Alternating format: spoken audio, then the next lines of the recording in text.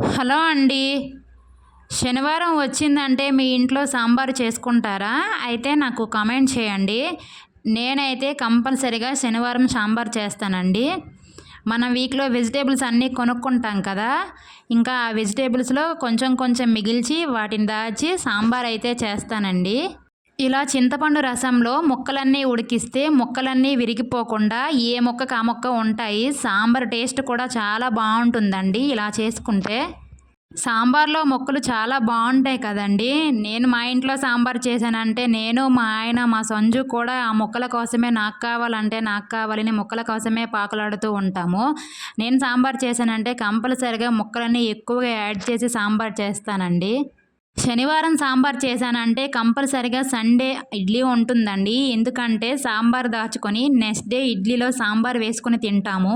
Sambar, idli combination చాలా బావుంటుంది.